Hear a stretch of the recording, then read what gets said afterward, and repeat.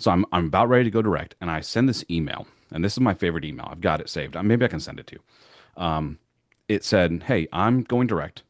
My prices are going to full price because my work is worth it. There is no difference between my books and trad books. Somebody tell me otherwise." And I said, if you want to stay here and support me, you can click on this link to buy my books on Amazon. Or I'm sorry, you can click this link to buy my books on my website. Or you can click this link and buy them from Amazon. If they click the link that went to Amazon, it automatically unsubscribed them. And so, We are not worthy. I think that's so genius.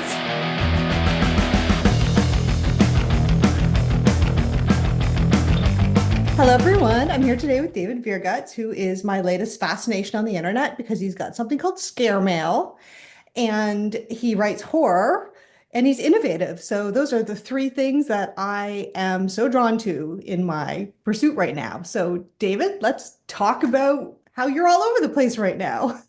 yeah, yeah, no problem. My history is probably very similar to a lot of authors. Like, always wanted at some point to be an author, and then maybe you kind of forgot about it, got a traditional job, and then found your way back, right? And along the way, I was in the service and I was in law enforcement, and it didn't leave a lot of room for creativity. I became a personal trainer. I had that business for a while, and I was just standing over a client, and I remember this. I said this aloud. I was like, I don't want to do this anymore. And I was just like, and at that time I'd written my first book, and so I sold my gym. I was making, I don't know, $100,000 a year with my gym, and I sold my gym. And that year I published my first book, and I made $220. There you Thank you, go. thank you, Mom. Yeah, so my wife was thrilled to see how much money we were making. So yeah, so I'm I am a true overnight success. I wrote overnight for 5 years straight. Wrote 23 novels, stealing every second I could. I say stealing, but if there was a downtime, I was always listening to a podcast on how to write better. I was reading books on how to write better. I would stand up. I got my master's degree while I was standing up in the evidence locker typing my thesis for like 6 months straight while at work. Because I talked to my chief and he gave me extra time so I could work on my thesis. So like I I am an overnight success. I spent a lot of time studying and writing and studying the business of writing. So I come from things with a true entrepreneur background. So I come from sales, right? So I come from selling very expensive personal training packages. Right. So I am, I guess, the reverse of most authors, right? So most authors are like writers first, and then I'll figure out the business later. I kind of take a different approach to it. I'm a businessman who happens to do the writing, and so I It's really enjoy phenomenal. that. It's fun. I don't if I want to write something, I think about how I can sell it first. And so yeah, that's essentially me. I've been doing the circuit a little bit. I've spoken at Author Nation. I spoke at Self Publishing Show in London with James. Great people. I've been featured in Indie Author Magazine and Writer's Digest. And yeah, and so you target Scaremail, but really Scaremail is a brand that's several brands that I own under a company called Epistolary. So we are the world's premier publisher for story letters and epistolary writing. As far as I know, I'm the only publisher on the planet that is focused specifically on story letters and epistolary writing. So we don't accept traditional novels; it must be epistolary. That's what I So love. I love, I mean, I just finished listening to your podcast with Joanna Penn, where you didn't have your first warehouse yet. You had your wife and your kids stuffing envelopes. yeah, So I love to hear you've obviously come quite a way since then. yeah. So Joanna's great. So I took a traditional approach like everybody else. I think when it came down to publishing, I had my books on Amazon because that was the easy place to have them. And I was always working, iterating on something different. Every single novel was something different, right? And stretching the boundaries of kind of where we are in sales and where we are as far as our how we communicate with readers and how we sell to them and things that we can offer. And so I was always doing ups and extras. So I spent about 5 years building an email list. And my current funnel at that time, when I was right before I launched ScareMail, was I would get free subscribers any way I can.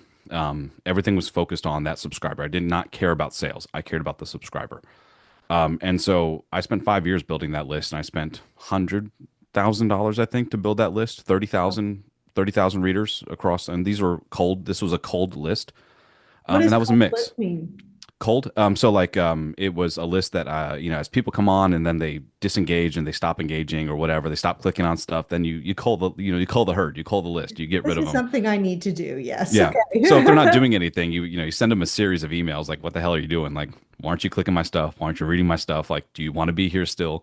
So I built this list and I hadn't really like hit them with anything, right? I'd done book releases and special editions never really interested me, so I didn't bother with special editions like, like, oh, I don't know what to do. I've been publishing 30 books on Amazon. Guess I'll do a hardback special edition Kickstarter and it's like, cool, like that's what everybody else is doing. Great. But like that's like the next logical path, but I think it's a good step in the right direction. But anyway, so I hadn't done anything like that.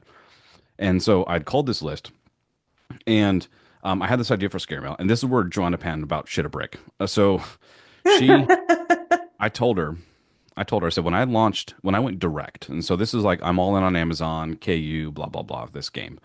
I told her, I said, when I went direct, because the Amazon algorithm wasn't giving me any love, so I wasn't going to give any love to Amazon.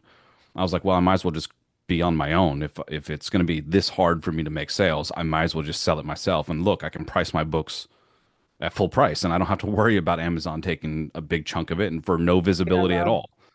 And so I said, well, I know how to sell stuff. I know how to make a website. So I made a website and I told this list, this KU list, this semi worthless list, because they are KU readers, not that people are worthless, but the value that they provide is a dollar here, a dollar there versus somebody, a customer that I can get to pay 20 bucks. Like to me, that's a lot more valuable. So, in the grand scheme of things, I'm not saying that readers are useless, but it's I hard to make get a it. living off of a dollar, right? I mean, Right. let's just be honest. A sale is hard enough to get on its own. So, anyways, so I'm about ready to go direct, and I send this email, and this is my favorite email. I've got it saved. Maybe I can send it to you.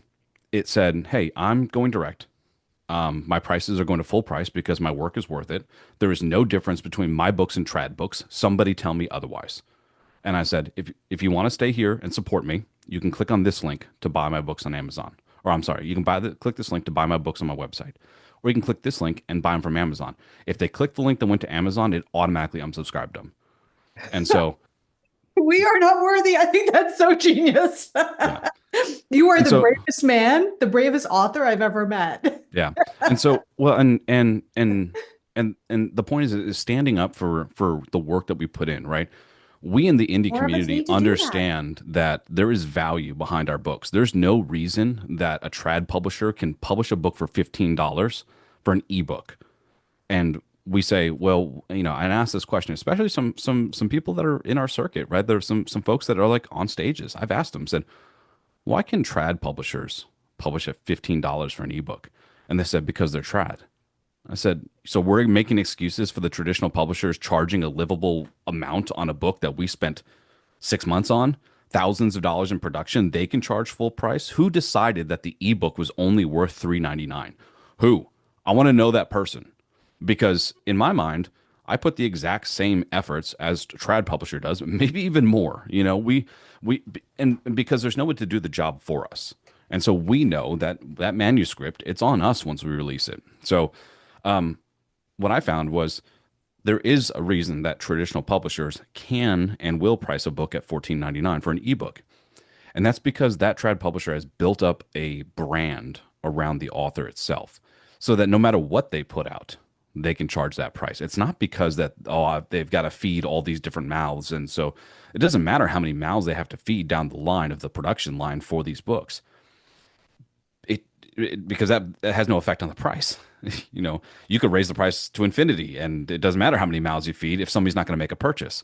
And Right. so it comes down to the inherent value that is associated with a brand. And so building a brand, it people throw this around, especially authors in our community. They like to say, "Oh, let's build a brand," but nobody really understands what that means. It's And not it just means wearing a hat. it's not just wearing a hat. It means building trust, Yeah. right? And so trust means continual engagement. And so the best way to do that is to have a relationship with your readers. And you can't do that if Amazon is the relationship holder. And so Exactly. the strongest way to make money as an author without the luck of Amazon's algorithm is to go direct, price your books full price, and then learn how to make a good sale. That's it. There is no magic strategy here. People have been making sales long before Amazon came around and created an algorithm that you can now throw money at a dollar a click. Thank you, authors. Can I Like, tell you what I think your magic is? I think your magic is that you're innovative and you're willing to try things because the problem is there's too many voices screaming into the void. well, And they're screaming and saying the same things. well, that's part of it. So what I love is how you're pivoting. So, you blew my mind. I did. I listened to your Author Nation interview and your Joanna interview. And yes, I just about fell over when I heard your buy direct or click here and you got unsubscribed. And I hear you got kicked off MailerLite, right? Like I that did. was some, I there was I some reached out to them. consequences. Yeah, so it had like I had like thousands of unsubscribes, thousands, because this was a KU list. It wasn't valuable. And so it was No, thousands of unsubscribes, and I had to call MailerLite or sent them a message, hey, look, like this is what that campaign was. And they're like, oh, okay. And they let me back on. well, that's Well, good. that day I got the list. You know, I waited probably about 2 weeks until the list finally finished culling itself. And I transferred the remainder of that list over to Klaviyo anyway. So it didn't really matter. Where are you right now? Klaviyo, I don't know how people pronounce it. Maybe okay. I'm with Substack because it's free, but Yeah. No, what so Klaviyo's it's an e-com prop. I mean, this is not an EMS. So this is more like a EMS, email management system. yeah, so MailerLite's an EMS, right? They send mass emails. That's what they're good at. So Klaviyo is an EMS, but also it's transactional. So it's meant to make e-commerce better. So for And have example, you found like, it helps? well, yeah, if you're direct, you need to have Klaviyo. I mean, that's it. People talk about Kit and stuff like that, but Kit's finding its own direction over here with like nonfiction stuff and selling courses and digital products. But Klaviyo plus Shopify is probably the most powerful combination there is. So like So now I need to research this. Thank you. You've yeah, given me my homework. yeah. So like 40% of my revenue comes from Klaviyo. So if I Really? just, yeah, so that's follow up flow. So like people don't understand how the sales process works with Amazon. This is the stuff you don't see in the background. Like we just started scratching the surface and talking about it. We're like, hey, how many sales do I need for Amazon to start promoting my stuff for me? And people are like just fucking guessing because nobody knows. But what it comes down to is in the background, if somebody clicks on something and they don't go and buy it, Amazon will continue to show them that thing. You know, it's follow up. It's continuing to show them it's multiple impressions, right? On average, it takes 7 touches to get someone to make a purchase. That's on average, right? And there's plus or minus, right? Buying a Tesla versus buying a piece of gum, like a little bit different. You know, a lot of Yes. different touches there. Yes. But these flows, which run in the background, we know them as automations on MailerLite. It just says, hey, you clicked on this link. Did you still want this thing? It says, hey, we saw you browsing this website for this product.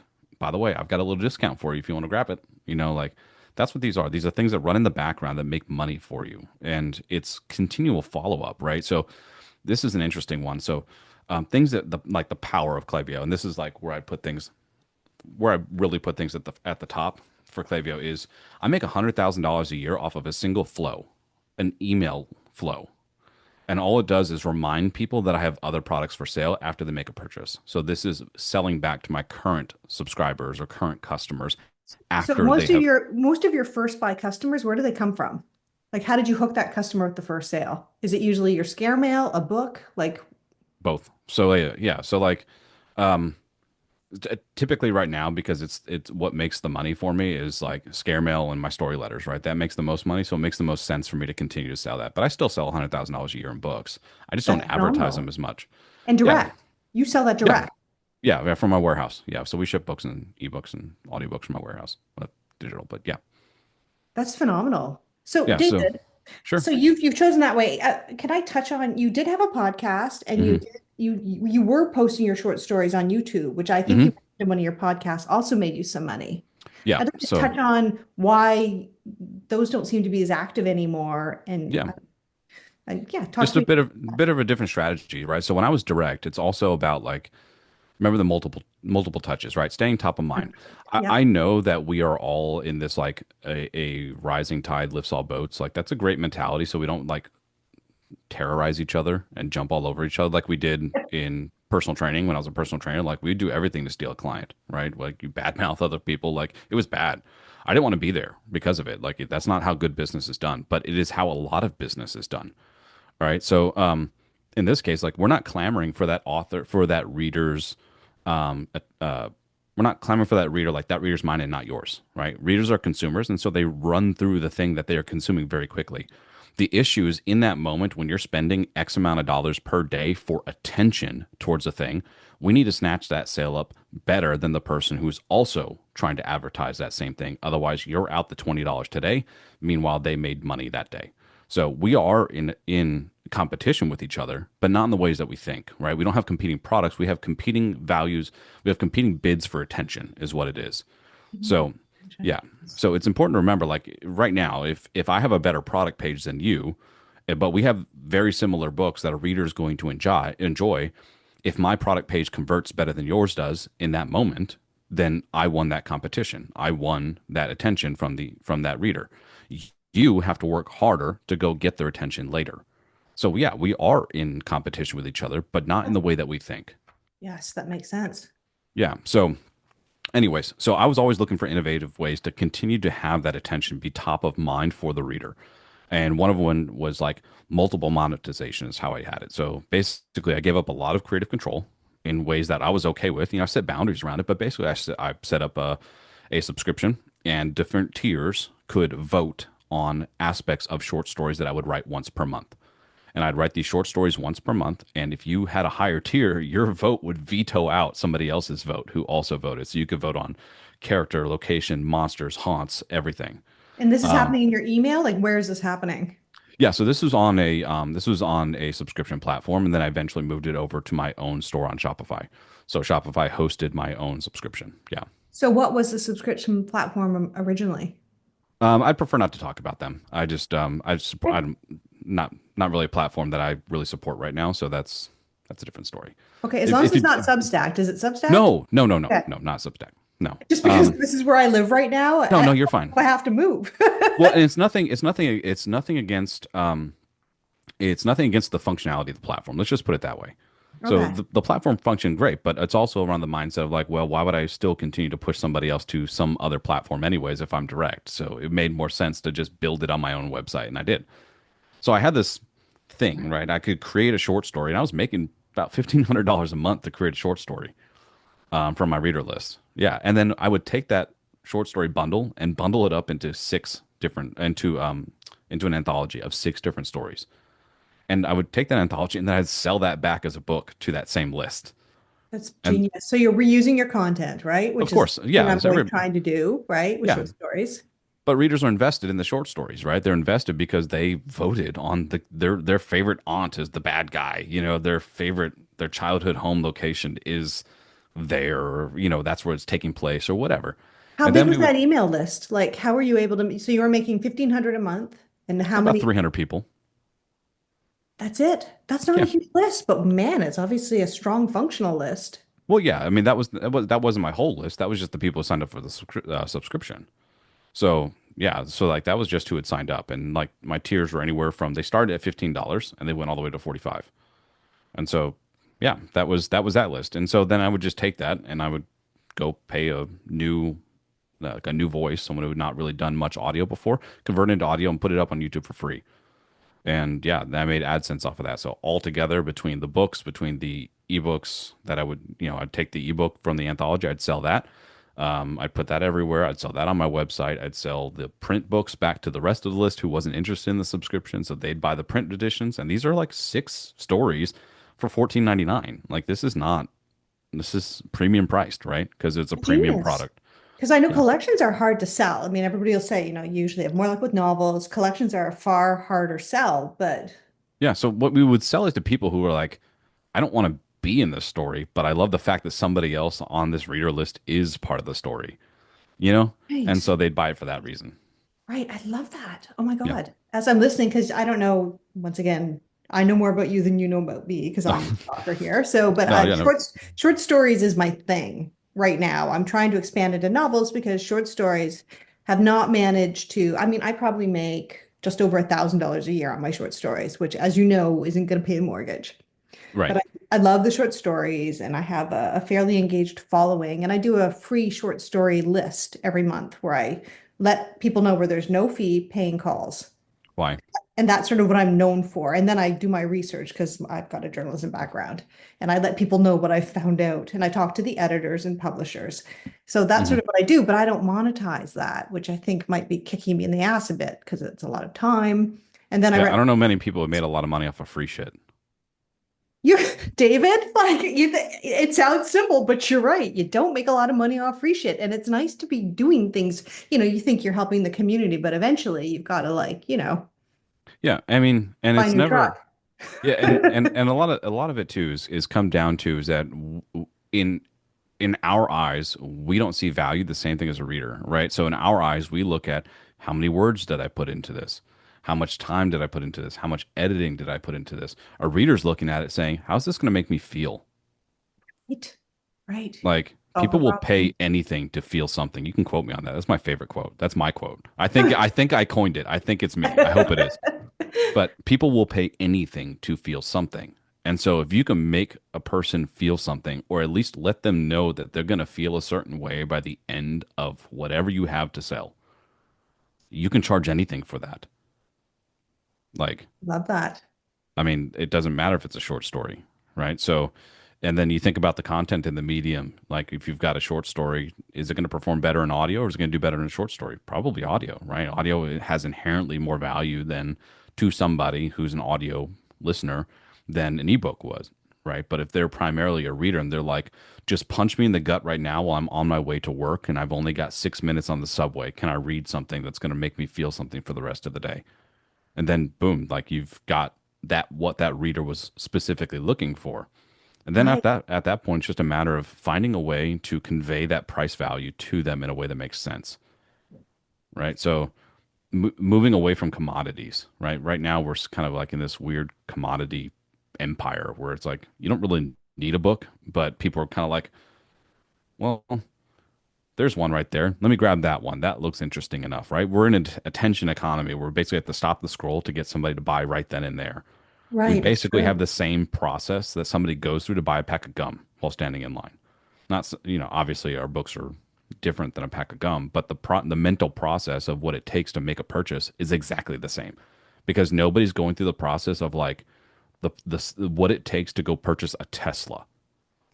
The purchase process, the mindset is a little bit different, right? Everybody spends all that time talking themselves out of buying the Tesla about how they don't need it, or the things that, or they have the mental barriers of how I'm going to get around these issues. Like, how do I afford it? What's my monthly payment? What's my gas going to be like? Can I save money there? Do I make money 5 years down from because I don't have to buy gas? Whatever, like whatever the mindset is, we don't have that with like books, right? It's very much like, I want this right now, or do I not want this right now? You know, I tell this story a lot because it's important as far as it comes down to like people and how they make purchases. Um, I was standing in line at Starbucks and whatever I was getting was super fruity and full of stuff, right? It Of sounded really course. good, right? It's just a little bit different than coffee. Like it was far from coffee. Let's put it that way. So like it had coffee in it, but it was not coffee. And so I'm standing in line at Starbucks and I get my morning email, my book bug feature deals. And I'm like, sweet. Let me take a look at this while I'm standing here. And I look and there's a book that's for free. I don't remember what it was. And I closed the email out. I was like, I don't want that. But then Why? I paid $9 for coffee. Oh, I see what you're saying. Yes. So you need to.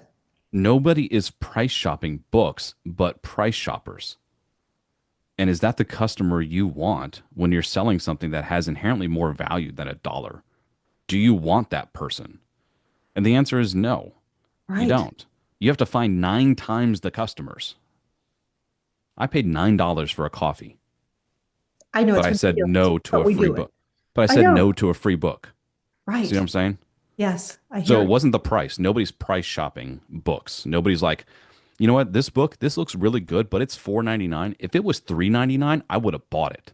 They're not doing that. They're not doing that I ever. just bought a book. I just bought a book in Target. It's the latest Harlan Coben, and he wrote it with Reese Witherspoon. And even Hmm. though I won't get into I bought it $24 Yep. because I just had to see how this was going to work. Yep. And it actually was not, it actually was a pretty good book. So, and I paid $24 and there was Hmm. tons of you're right, there's the $5 books, the $8 books, the $9 books. I bought a few $14 books, but I also bought that $24 book just because I was intrigued enough to see what Reese Witherspoon would do with Harlan Coben. Yeah. I ran an experiment last year, right around Christmas time. I gave away all 23 of my books for pay what you want. Oh, All 23, the whole library at Christmas time. I made $8,000 on books I'd already sold, and I let people pick the price. The lowest I got given for what all 23 ebooks, or 22 ebooks at that time, 22 ebooks was $48. The lowest. Most people, there were people giving hundreds from a what's list your, that I so what's your, what platform did you use to do that? To pick what you can? Shopify. Shopify? Okay, Yeah, yeah, Shopify. that's Yeah, I'm direct. Like I don't really I know I make some money on Amazon. I haven't checked. I don't care. Like right. they just send me some money in my bank account. I don't even review it. It's there, whatever. So It's you use Shopify? How do you use draft to digital for your other wide, like how do you go wide with your other books? How do you go wide with your I'm direct on Amazon, Kobo. It's the pretty typical wide strategy. Yes, I'm on. and you put them up yourself or do you do them through? Because I'm thinking of going through draft to digital and doing everything. I'm going to sort I of move mean, that way. you get a higher royalty if you don't. I mean, use draft to digital for everything else, and like you do draft to digital for Apple and everything else. You do direct with Amazon, Kobo, and Barnes and Noble. I think that's the pretty. I don't That's know. I supposed don't to be the problem is just it's a lot of work, I guess. For sure, but like if you do it once and then you leave it there. If your strategy is to move away from feeding six beasts and to just like that's to me it's a one time thing. I don't know. I don't really okay, keep that's you know. interesting. Once I updated my backlist to pushing people to my direct store, like I really have not paid attention to any books. I had to update them or nothing, and it's been years. And So but the money still flows a little bit from all of it. sure, Or does it flow a lot? I'm just curious. Like, if you no, had I to go make back again, would you put them back up there or would you just stay direct? Like your new books, do they go up everywhere or just on your direct store? they go everywhere. Yeah, I Okay. mean, I don't disagree with the idea of free visibility. I think that we should be abusing the platforms for their visibility, right? If every steps like I Right. don't care about Amazon trying to feed my family. What I care about is what's Amazon going to do for me for the grace, the joy, the ability to have my books on their platform. That's how I view it That's a good view. Yes. Okay, that makes sense. because I think they're valuable. Why should anybody else say they're not? I think they're good stories. I write good books. I don't think it's bad to say that about our things. And I challenge any author out there, and I've made this challenge over and over again. I'm the only person who's ever taken myself up on it, and that challenge is this: send an email to your list that says this, you will love this book, and if you don't, I'll give you a full refund, and I will buy you the book that you want instead, that you think is better. Oh, wow. I've had nobody take me up on the offer ever because I believe in my writing, and I think you should too. Like if you write good books, we know that's the good part. We know we can do that. We know we can get better at it. There's nobody.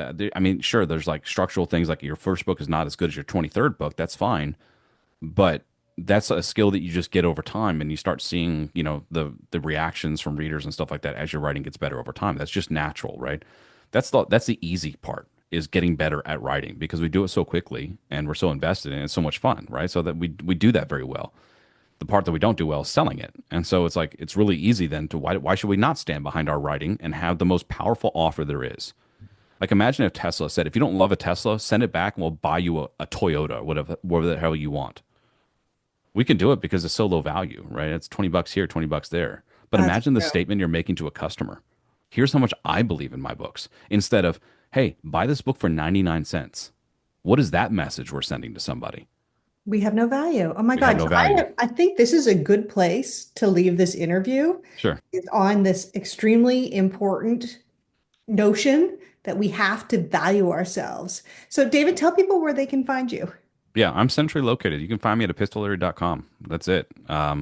For speaking engagements, that sort of thing, just davidviergutz.com. But yeah, we're all in on epistolary. I'm all in on epistolary writing, and yeah, we're bringing story letters to the world. We have some of the most powerful indie authors on the planet on our publishing with us, and we're publishing. We'll have 14 story letters by the end of the year, I think. This is Um, amazing. I feel like I'm going to need you back for a part two.